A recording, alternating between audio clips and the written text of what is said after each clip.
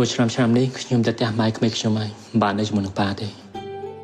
ដោយពាក្យចាស់លោកថាមិនខុសកូននឹកឪដូចចវាបដិញឪនឹកកូនវិញដូចព្រះបែកខ្នងអញ្ចឹងស្រោចទឹកស្រោចអីសិនចាំទៅអីកូន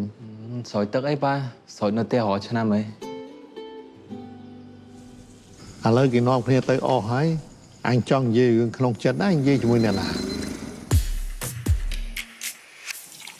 បើតាចង់ពិសារឿងក្នុងចិត្តណាមកហាងតែអាសានមកអូធឺយកចាស់ជាពួកមកងាប់ទៅនៅរូបអញជន់ទៅឯងទៅអញមិនអោយឯងបាបឯងកុំភ័យបរិមចូលកប់ប្រឆោតនឹងសេដាតាចូលប្រឆាចៅកូនចៅមានអីខុសតាបែអីលតាអត់ស្លាប់ហងមកហើយរឥឡូវមានកូនខ្ចីទៀតដេកពួនខ្លះទៅតើអើយប៉ាចំណាស់នេះហើយឲ្យនៅមើលចៅនោះល្អមើលណាស់ទៅអីបើប៉ាចោលពួកខ្ញុំមកលេងមិនប្រាប់តាំងសមមកចាំបាច់ធ្វើចឹងទៅអីប៉ាគិតថាពួកខ្ញុំរងឯងតនេខ្លាំងហ៎ទូរស័ព្ទប៉ាគេហេកគាត់តែប៉ុណ្្នឹងសោះក៏ខឹងដែរខ្ញុំមានការងារត្រូវធ្វើច្រើនខ្ញុំមានគ្រួសារត្រូវមើលថែមានពេលណាមកលេងខ្សែជាមួយនឹងប៉ារឿងចឹងតើឯងវាខុសធ្វើឲ្យខាតការងារគេធ្វើឲ្យពិបាកគេ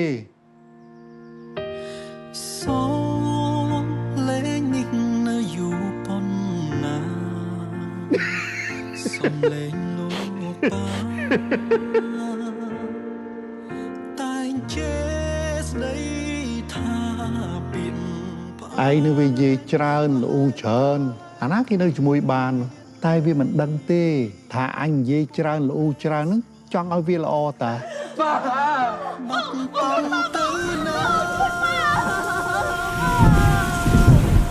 មិនឲ្យកូនដល់ឯនៅហ្នឹងចៅប៉ាបានអីញ៉ាំនៅខ្ញុំមកដល់ហើយប៉ាអញកុំបារម្ភពីពួកខ្ញុំពេកមើលតើកូនញ៉ាំបាយហើយឬនៅថ្មនេះកូនទៅណាតែវិញណាកូនណាញ៉ាំបាយរួមតុជាមួយប៉ា